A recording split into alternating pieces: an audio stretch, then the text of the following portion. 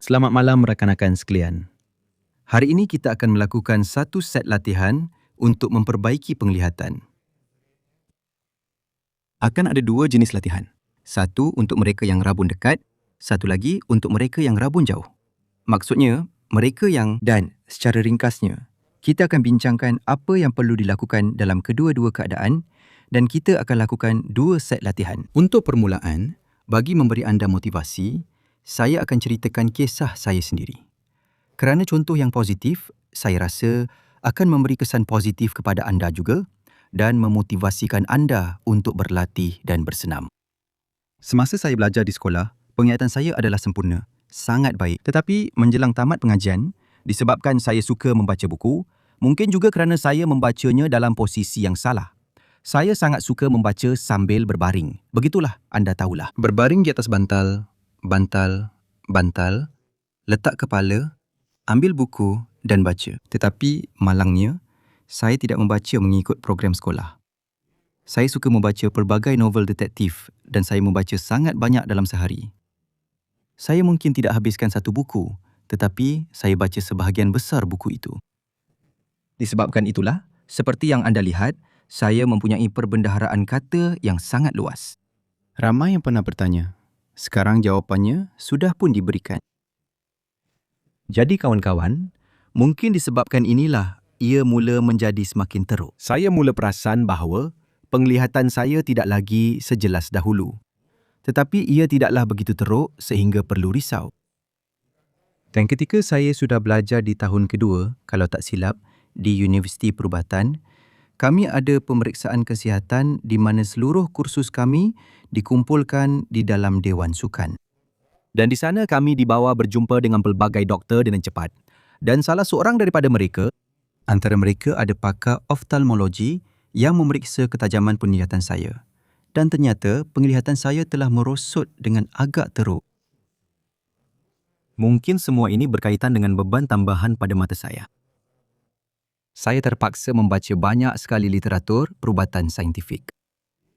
Secara ringkasnya, setakat yang saya ingat, rasanya saya masih dapat melihat sedikit daripada dua baris ini. Ini berada di atas. Jika kita lihat 1, 2, 3, 4, 5. Baris kelima dan keenam memang jelas kelihatan. Di sini, selepas itu, ada sesuatu yang tidak jelas, agak kabur. Jadi perkara itu mula merisaukan saya.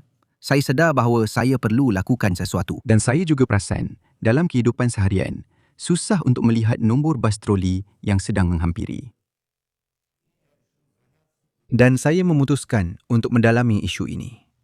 Saya mula mencuba pelbagai senaman, ada yang memberi hasil, ada juga yang menyebabkan ketegangan pada mata. Dan saya mendapati bahawa sebahagian daripada senaman itu perlu diperbaiki sedikit. Oleh itu, saya mula menyesuaikan senaman-senaman itu mengikut keperluan saya. Saya perhatikan mana yang memberi lebih banyak hasil, mana yang kurang dan akhirnya saya berjaya memulihkan penglihatan saya. Begitulah caranya. Kali terakhir saya menjalani pemeriksaan seperti itu adalah kira-kira 3 tahun lalu ketika saya memperbaharui lesen memandu saya. Atau beberapa ketika yang lalu, saya juga menjalani pemeriksaan kesihatan. Dan secara umumnya, mereka berkata kepada saya, bacalah baris ini dan baris itu bukan yang paling bawah, tetapi baris ketiga dari bawah. Saya membacanya, saya berkata, masih ada 2 baris lagi di bawahnya. Jadi doktor pakar mata itu terkejut dan bertanya, kamu juga nampak 2 baris itu?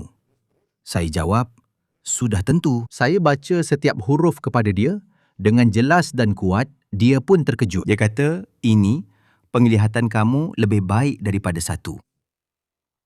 Dia kata, ingatlah. Saya kata, faham. Tapi ini sebab saya berlatih macam ni. Dia pun jadi berminat. Jadi secara ringkasnya, maksudnya, kita boleh tingkatkan lagi penglihatan kita supaya ia lebih baik daripada 1. Bayangkan, rupa-rupanya penglihatan macam tu pun wujud. Maksudnya, ada tahap normal yang anda sepatutnya boleh nampak. Contohnya, baris paling bawah. Dan seterusnya. Jika anda berdiri lebih jauh dan masih boleh nampak, itu tidak semestinya dikira sebagai penglihatan yang lebih baik daripada 1. Tapi tak salah untuk cuba tingkatkan kalau ada yang berminat. Tapi bagi kebanyakan orang, cukup sekadar penglihatan hampir kepada satu. Itu satu arah. Maksudnya, supaya kita boleh melihat dengan jelas ke arah jauh.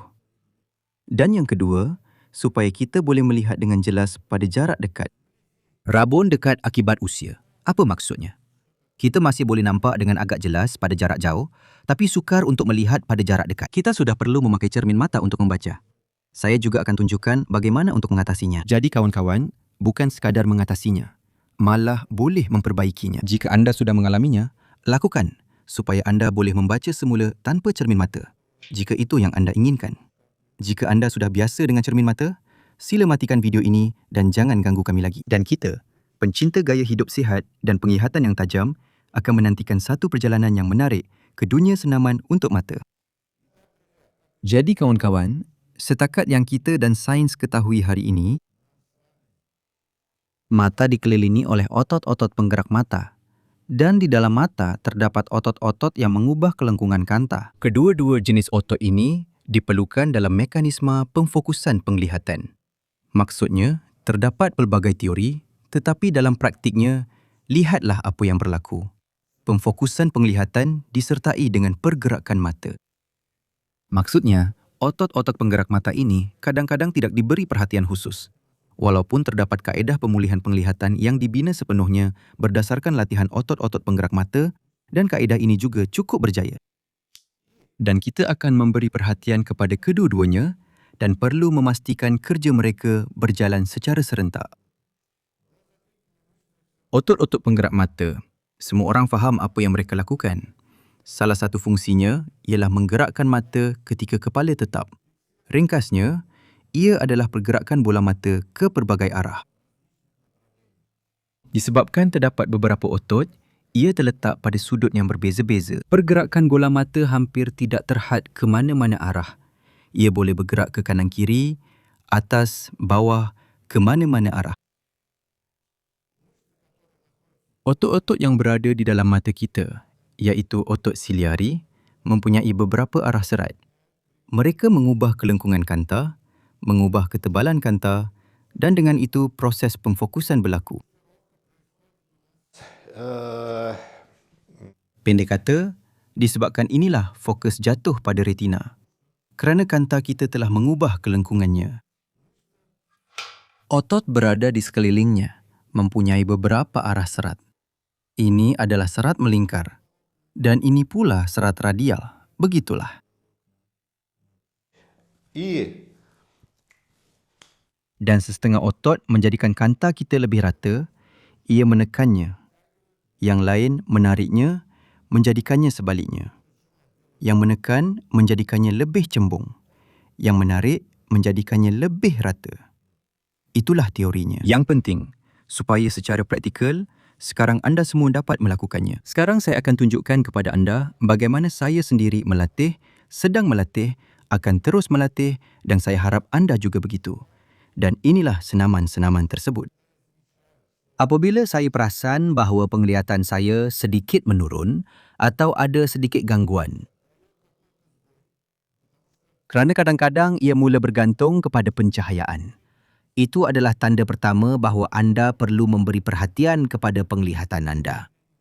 Bagi saya secara peribadi, ia adalah kebergantungan kepada pencahayaan. Bila saya perasan bahawa di bawah cahaya yang lebih terang, saya mula melihat dengan lebih jelas berbanding di bawah cahaya yang malam. Pada masa itu, saya mula melakukan senaman semula dan sekali lagi mencapai hasil yang luar biasa. Itulah juga yang saya harapkan untuk anda. Jadi kawan-kawan, kita mulakan dengan rabun jauh. Maksudnya kita mulakan dengan memperbaiki penglihatan kita untuk melihat jauh. Untuk itu, kita perlukan carta klasik untuk pemeriksaan penglihatan. Sangat sesuai digunakan. Ini untuk mereka yang tahu membaca.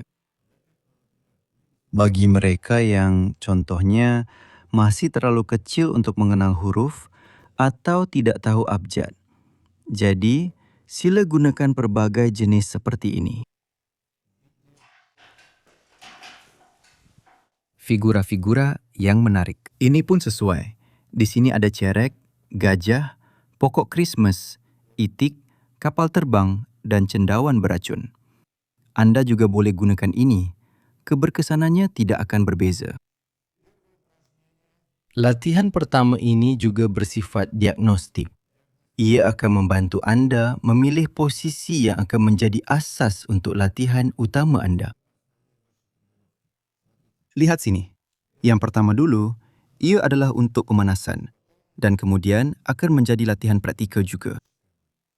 Anda boleh lakukan ini terus dengan carta atau boleh lakukan betul-betul di depan skrin sambil melihat mata saya sekarang, terus. Begitu. Tumpukan pandangan anda pada satu titik tertentu, contohnya, lihat mata kanan saya atau mata kiri atau mungkin di hidung.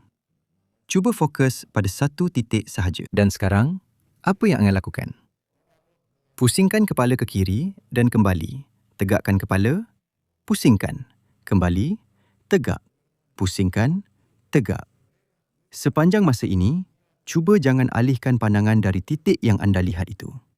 Anda boleh berkelip semasa melakukannya. Lakukan pergerakan ini ke satu arah, kemudian ke arah yang lain, ke kiri, ke kanan. Seterusnya, gabungkan kedua-dua pergerakan ini.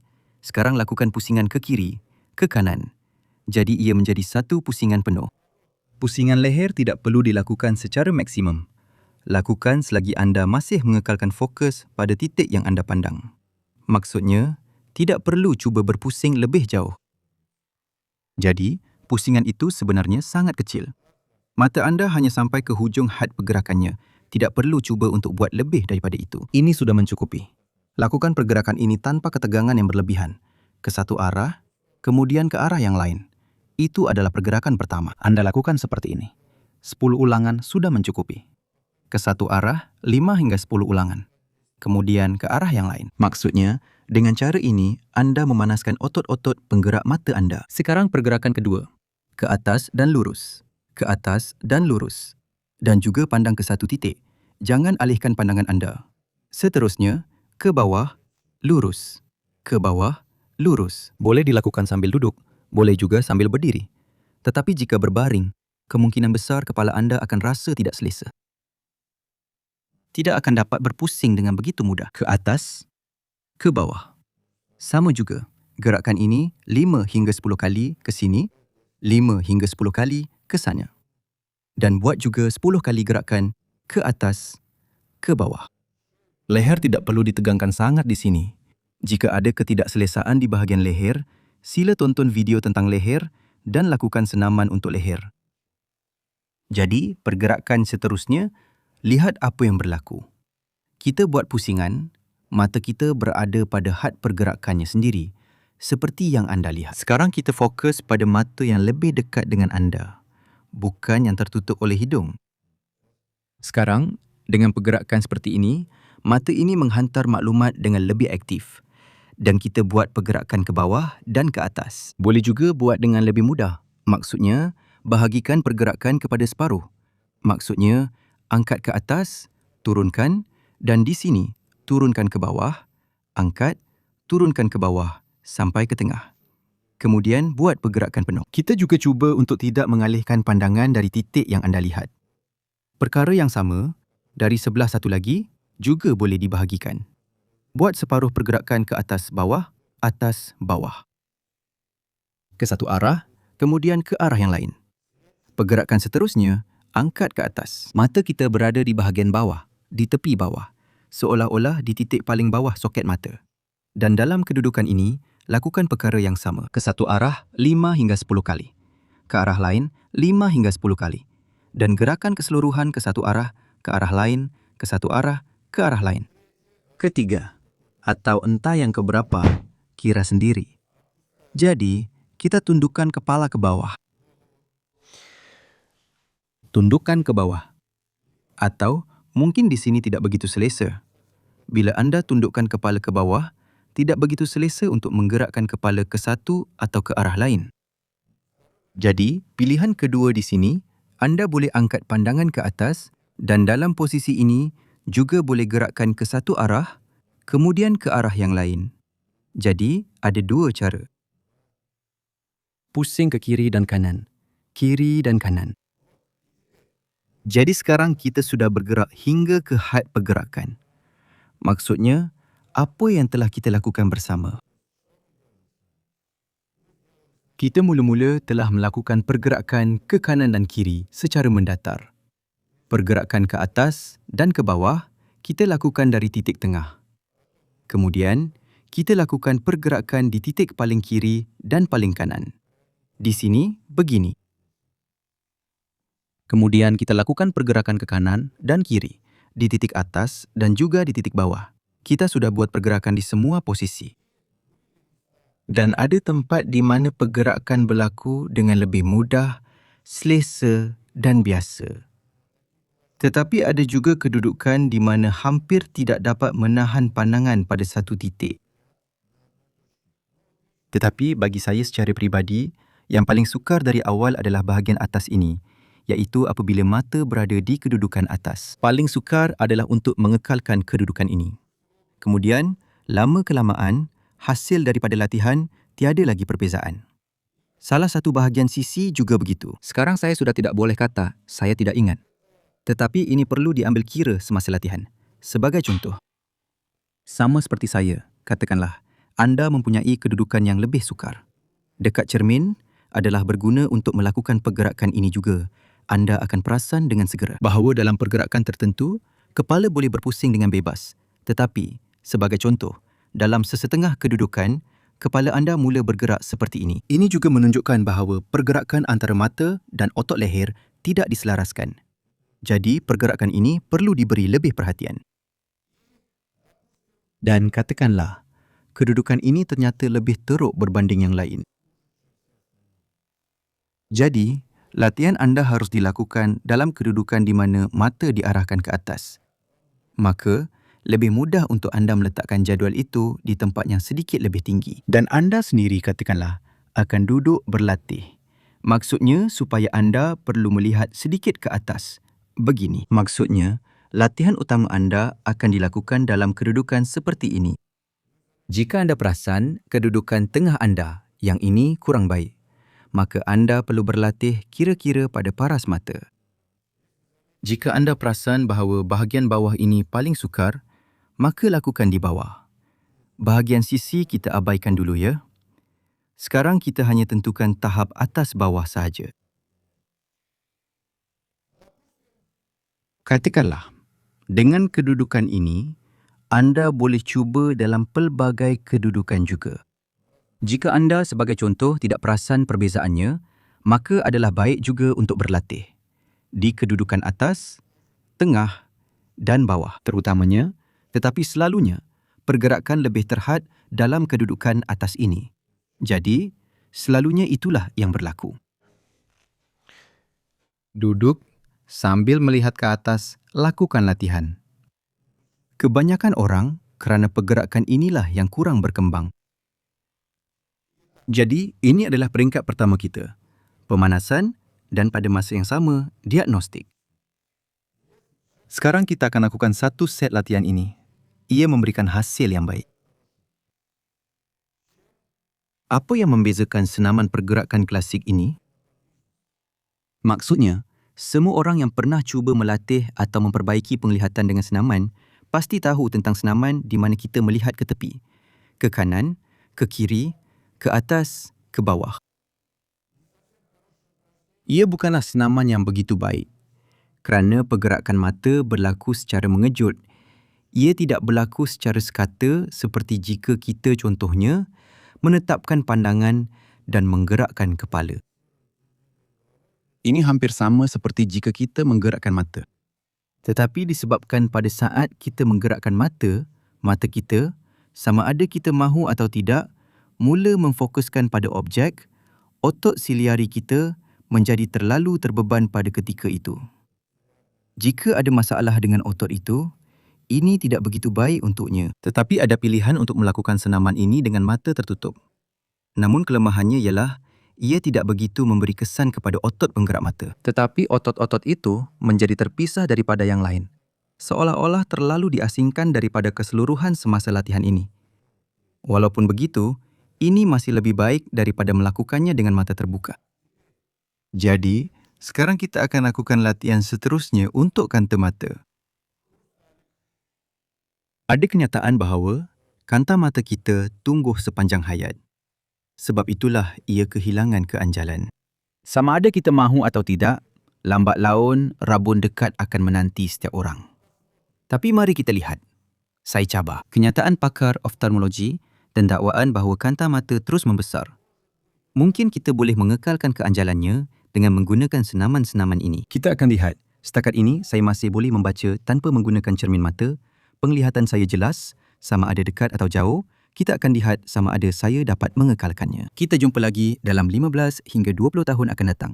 Masa itu, anda boleh periksa dan tanya, adakah saya berjaya atau tidak? Anda semua pun sama juga. Jadi, perhatikan. Di sini, kita bersama-sama melatih otot siliari ini. Tanda-tanda pertama bahawa ada sesuatu yang tidak kena dengannya ialah, jadi, sudah jelas. Apabila anda tidak dapat melihat dengan baik pada jarak dekat, ini berlaku apabila anda melihat sesuatu dari dekat, kemudian mengalihkan pandangan ke jauh dan penglihatan anda menjadi sedikit kabur, tidak terus fokus. Ini juga menunjukkan bahawa terdapat istilah yang dipanggil kekejangan akomodasi. Otot anda sudah tidak begitu anjal dan kanta mata itu sendiri juga kehilangan keanjalan. Dan keanjalan ini, mari kita perlahan-lahan pulihkan kembali. Jadi, untuk tujuan ini, carta telah disediakan untuk anda. Dan anda. Katakanlah. Pada jarak ini, anda dapat melihat semua baris dengan jelas. Dan anda mula bergerak sedikit ke belakang. Cari jarak di mana anda. Mula. Baiklah, mari kita buat begini. Supaya saya tidak pergi terlalu jauh, seolah-olah saya nampak baris ini dengan jelas. Tetapi di sini sudah agak kabur. Sekarang saya berdiri, saya telah menemui jarak yang sesuai. Katakanlah, untuk permulaan, kita berdiri pada jarak sepanjang lengan. Jika di sini anda sudah ada baris-baris yang anda nampak dengan jelas dan di mana gambarnya sudah tidak begitu baik, anda kekal pada jarak ini. Jika di sini anda masih nampak semuanya dengan baik, maka anda perlu berundur sedikit lebih jauh. Jadi, anda berundur lebih jauh. Dan katakanlah, sekarang ada satu baris yang anda nampak tidak begitu jelas. Ia boleh jadi huruf, ia boleh jadi gambar lucu, bermacam-macam. Dan anda mula berlatih. Inilah baris yang kabur. Anda mula, pilih satu atau dua huruf di situ.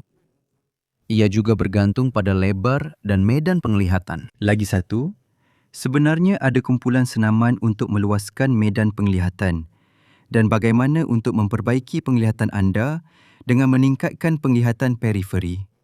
Itu juga ada dalam set senaman tersebut. Sila lihat. Jadi, kita telah menemui baris yang kabur. Sekarang pilih mana-mana huruf. Tetapi jika medan penglihatan anda luas, apabila anda melihat pada satu huruf, anda juga akan dapat melihat huruf-huruf di tepi sebagai contoh. 2 atau malah 2 di kedua-dua belah. Dan anda menumpukan perhatian pada satu huruf, memandangnya, dan apa yang anda mula lakukan? Anda mula. Sedikit demi sedikit, anda melangkah ke hadapan. Dan imej menjadi lebih jelas. Dan apabila anda berundur ke belakang, ia menjadi kabur semula. Pilih amplitude pergerakan yang sesuai supaya anda tidak terlalu banyak bergerak tetapi masih dapat merasakan perbezaan itu. Maksudnya, ia kira-kira satu langkah saja. Maksudnya, apabila anda melangkah, kita dapat melihat dengan lebih jelas. Melangkah ke belakang, imej menjadi kabur. Lebih jelas, kemudian menjadi kabur. Berlangkah pada jarak yang sesuai. Pilih jarak yang sesuai. Dekati sehingga anda dapat melihat huruf ini dengan jelas. Maksudnya, sebagai contoh, di sini saya nampak huruf M, katakanlah, dengan kurang jelas. Saya melangkah ke depan, di sini saya nampak dengan jelas. Tetapi saya perasan, pada jarak separuh langkah pun, saya sudah boleh nampak huruf itu. Sekarang saya berhenti pada jarak separuh langkah. Saya sedang menyesuaikan jaraknya. Di sini saya nampak huruf itu. Di sini saya sudah tak nampak. Di sini saya nampak. Di sini saya tak nampak. Dan selama hampir 1 minit, anda lakukan pergerakan ini. Melangkah ke depan, melangkah ke belakang. Melangkah ke depan, melangkah ke belakang. Tak kisah kaki yang mana anda gunakan. Buat dengan sebelah kaki, kemudian sebelah lagi. Langkah seterusnya, cari jarak yang sesuai. Di mana anda mempunyai ada satu baris yang jelas dan satu baris yang kabur. Mula tumpukan pandangan anda pada mana-mana huruf yang kabur. Dan mula lakukan putaran seperti yang kita lakukan dalam latihan sebelum ini. Kanan kiri, atas bawah. 10, 15, 20 pergerakan.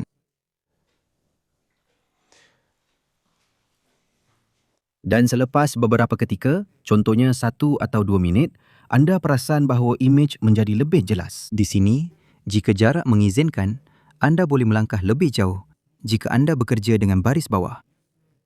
Jika jarak bilik tidak mengizinkan anda, maka alihkan pandangan anda sahaja ke baris yang lebih bawah. Dan lakukan perkara yang sama. Teruskan buat pergerakan seperti ini. Jika anda perasan bahawa dalam sesetengah posisi pergerakan mata anda lebih baik dan dalam sesetengah posisi kurang baik, anda juga boleh gunakan maklumat ini. Maksudnya, sebagai contoh, jika anda perasan bahawa dalam posisi atas, ini adalah latihan pertama yang kita lakukan. Pergerakannya terasa lebih kaku, kurang terkoordinasi. Anda boleh sama ada gantung carta di atas dan berjalan seperti ini, melihat ke atas dan ke bawah, cuma jangan angkat kepala. Pastikan kepala anda tetap lurus supaya pandangan anda naik ke sini, seperti ini. Atau anda boleh lakukan ini di atas kerusi, tetapi di atas kerusi anda hanya akan dapat pusingan, bukan pergerakan naik turun. Sama juga ya. Kemudian anda teruskan dengan membongkok, lihat pada huruf anda yang kabur itu. Dengan membongkok ke satu sisi, kemudian ke sisi yang lain. Maksudnya akan ada posisi-posisi yang tidak selesa. Anda akan perasan. Jadi pada posisi itu, berhenti sedikit lebih lama. Kemudian lama-kelamaan, anda akan dapat lakukan ini dengan lebih rendah, lebih rendah, lebih rendah. Senaman untuk mereka yang suka melihat dekat. Sangat serupa, prinsipnya sama. Cuma, semuanya perlu dilakukan pada jarak dekat. Boleh gunakan carta, dalam kehidupan seharian, boleh gunakan telefon sendiri. Dan di sini lebih mudah. Jika anda gunakan carta, anda juga boleh mendekat atau menjauh. Tapi di sini, amplitudenya tidak begitu besar. Maksudnya, anda buat di sini, buat di sana. Dan terutamanya dalam latihan. Daripada rabun dekat. Sebab kebanyakan masa kita membaca memang begini. Di sini, ya nampak. Jadi, otot kita juga terbiasa bekerja dalam satu posisi tertentu. Juga kekejangan otot tertentu. Ketidakseimbangan otot seperti ini berkembang akibat kedudukan mata yang sentiasa ke bawah. Sebab itu tidak cukup beban apabila mata berada di atas. Di sini juga sangat berguna untuk melatih dalam kedudukan atas ini. Maksudnya, daripada latihan seperti ini, anda akan perasan bahawa bahagian yang sebelum ini terlalu tegang pun akan menjadi lebih rileks. Sebab otot yang lama tidak digunakan, jika kita beri beban, darah akan mengalir ke situ dan keadaannya akan bertambah baik. Manakala otot yang terlalu tegang pula akan menjadi rileks. Jadi, satu lagi keistimewaan latihan ini ialah, di sini sebaiknya ada pencahayaan yang baik. Maksudnya, apabila kita melatih sesuatu dari jarak dekat, tetapi jika anda melakukannya di telefon, di situ memang sudah ada pencahayaan yang baik, betul? Namun, adalah lebih baik jika sekeliling juga terang. Tetapi jika anda melakukannya, contohnya dengan carta, adalah baik untuk menggantungnya di tingkap seperti ini pada waktu siang. Ini khusus untuk latihan dekat. Tetapi apabila anda berlatih pada jarak yang sedikit lebih jauh, di sinilah bahagian yang paling menarik. Pencahayaan terang sebenarnya tidak diperlukan. Apabila saya berlatih, saya perasan satu kesan di mana jika anda berlatih dalam pencahayaan yang tidak terlalu terang dan belajar untuk melihat. Sebagai contoh, dalam pencahayaan yang malap, anda boleh nampak baris ini. Dan apabila pencahayaan yang baik dan jelas, anda dengan mudah boleh nampak yang ini. Jadi ini juga boleh digunakan dalam latihan anda. Jadi kawan-kawan, Saya tak sempat untuk ceritakan semuanya kepada anda. Tetapi apa yang saya telah tunjukkan sekarang pun sudah memberikan hasil yang sangat baik. dan apa yang boleh saya katakan kepada anda? Cuba dulu. Kemudian beritahu saya apa yang anda berjaya capai. Hingga ke rancangan seterusnya.